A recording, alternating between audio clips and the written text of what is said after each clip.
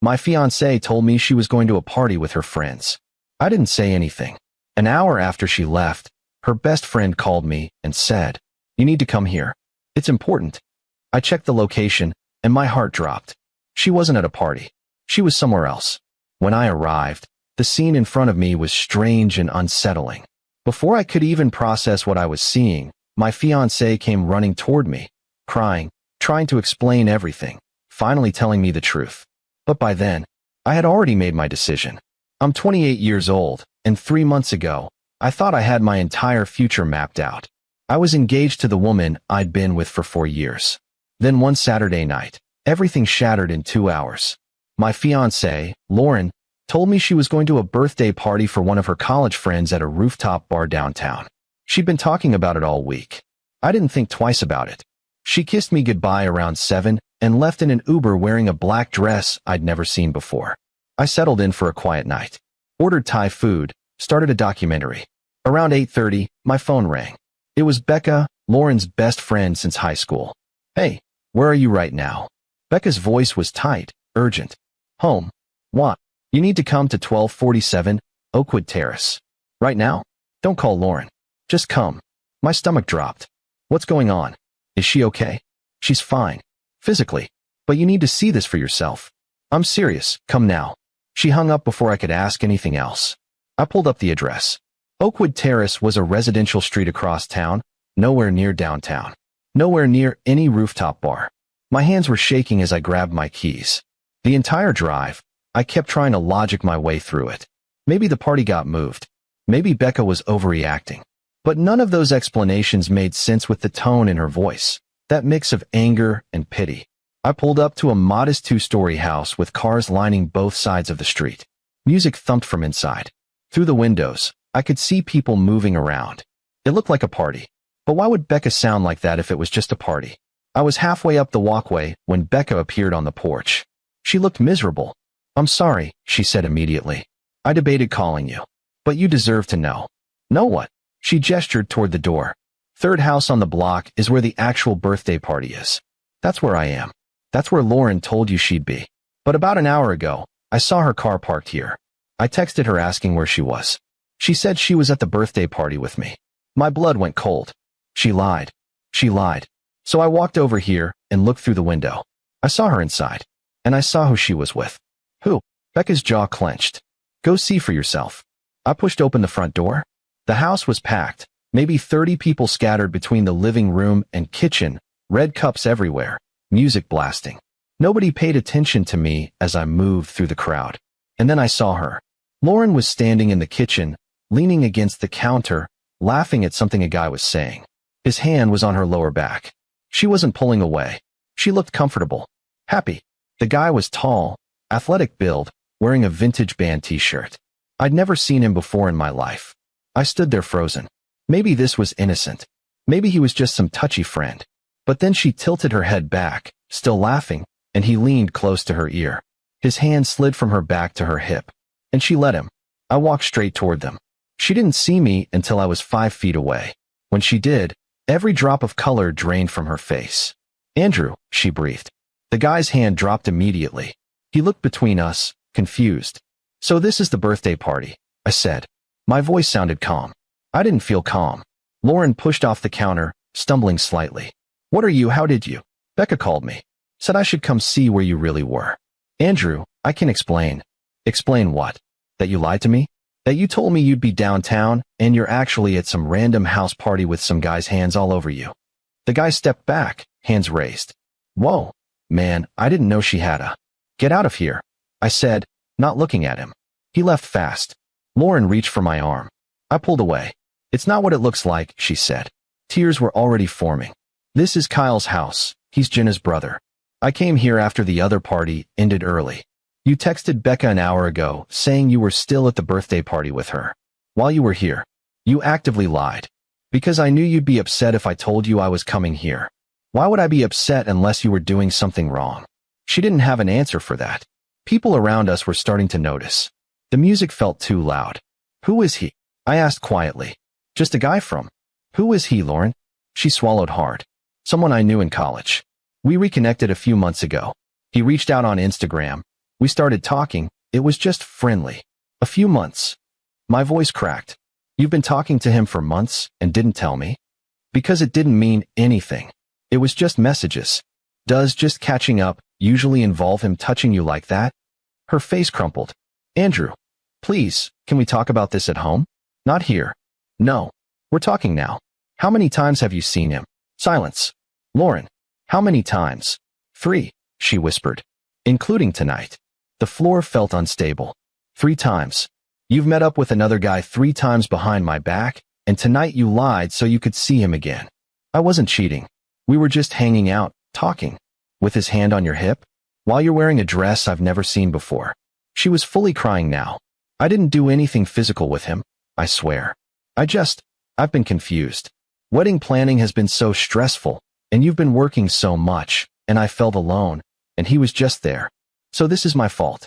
No, that's not what I meant. You felt alone, so you started an emotional affair with some guy from college and lied to your fiancé about it repeatedly. She grabbed my arm desperately. Please don't do this here. Please. Let me explain everything at home.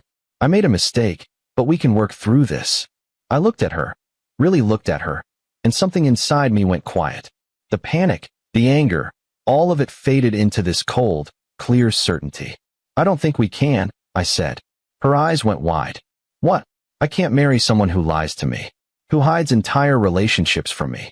Andrew, no, please. She was sobbing now, gripping my shirt. I love you. I made a mistake, but I love you. We can fix this. You loved me and still did this. That's the problem. I pulled her hands off me and stepped back. Becca was waiting outside, exactly where I'd left her. She looked at my face and her shoulders sagged. Thank you for calling me, I said. For what it's worth, I told her 2 weeks ago she needed to tell you about Kyle or stop seeing him. She promised me she would. She didn't. Lauren came stumbling out, mascara streaked down her face. Andrew, wait, please. I turned around. I'm going home. Don't follow me. I need space to think. How much space? A few days. I didn't answer. I got in my car and drove away. She called me 17 times that night. I didn't pick up. She sent a wall of text messages, apologies, explanations, promises to cut Kyle off completely. I read them all and didn't respond. Update. I spent the next 3 days at my brother's place. Lauren kept texting, long messages about how sorry she was, how she'd been stupid and selfish. She sent me screenshots of her blocking Kyle. She sent me a letter about everything she loved about me. None of it changed the fundamental issue. She'd lied. Repeatedly. Deliberately. On day 4, I finally agreed to meet her for coffee. She showed up looking exhausted, eyes swollen. Thank you for coming, she said, voice hoarse. I just nodded. I know you're angry. You have every right to be. What I did was horrible, and I have no excuse. You're right. You don't. She flinched. I've been thinking about why I did it. And I think I got scared. Of what? Of everything being so final. Of getting married, and this being my entire life. Kyle represented this version of me from before I had all these responsibilities. Talking to him felt like being 22 again. So you wanted to relive being 22 while still having me waiting at home? I didn't think about it like that. I felt like I was losing myself in wedding planning, and talking to him was this escape. I stared at her. Do you hear yourself? You're describing an emotional affair. You found someone else to confide in, to get validation from. You created a secret relationship because it made you feel good. I know, she whispered. And I hate myself for it. I don't need you to hate yourself. I need you to understand why I can't trust you anymore. Her face crumpled. So that's it. We're done. I don't know yet. But I do know I can't marry you in 3 months. Not like this. What about couples therapy? Lauren, we weren't even married yet, and you were already looking outside the relationship. What happens when things get hard after we're married?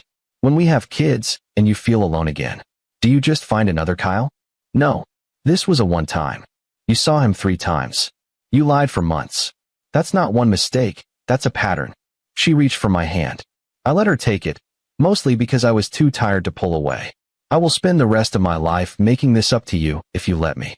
I will go to therapy. I will do whatever it takes. That's the thing. I don't want you to become someone. I thought you already were that person. And finding out you weren't. That's what I can't get past. We sat in silence. She cried. I didn't. Eventually, I stood up. I need more time. How much time? I don't know. Andrew, the wedding venue, the deposits, our families. I'll figure that out. But right now I need space. I left her sitting there. 2 weeks later, I made my decision. I'd spent the time talking to my brother, my best friend, even my dad. I'd imagined what staying would look like versus leaving. I'd pictured our wedding day and tried to imagine standing at the altar without that sick feeling. I couldn't do it. I asked Lauren to meet me at the apartment when she got off work.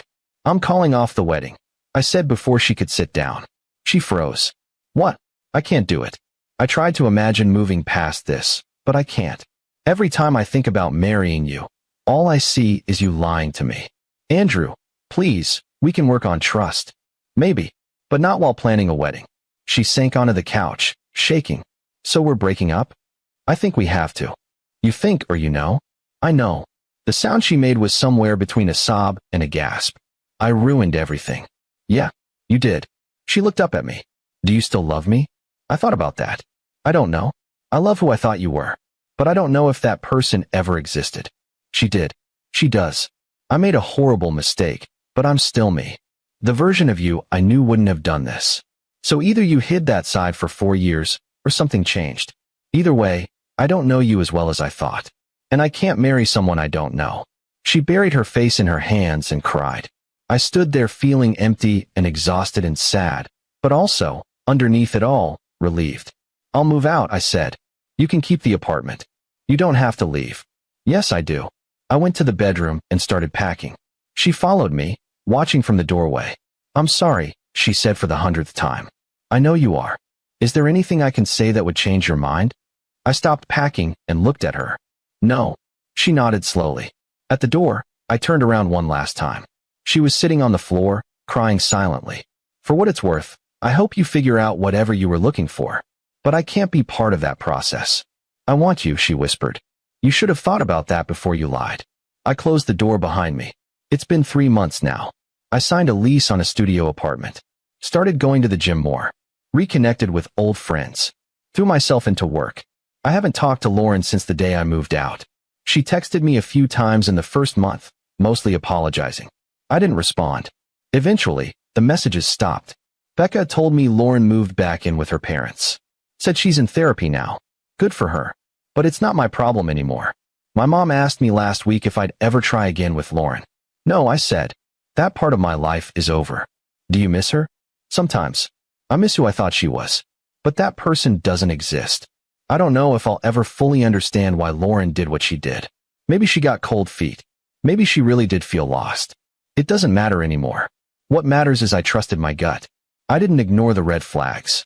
I didn't let guilt or fear of starting over trap me in a broken relationship. Some people might think I gave up too easily, that I should have fought harder, tried therapy, given her another chance. But here's the thing. She knew what she was doing. She made deliberate choices, repeatedly. She looked me in the eye and lied. And when I caught her, her first instinct was to minimize and deflect. That's not someone who made a mistake. That's someone who showed me exactly who they were. And I believed them. Calling off the wedding hurt. Breaking up hurt. Rebuilding my life hurt. But marrying her would have hurt worse. And 3 months later, sitting in my studio apartment eating takeout alone, I don't regret my decision for a second. I dodged a bullet that night Becca called me. And I'm grateful I took the shot while I still could.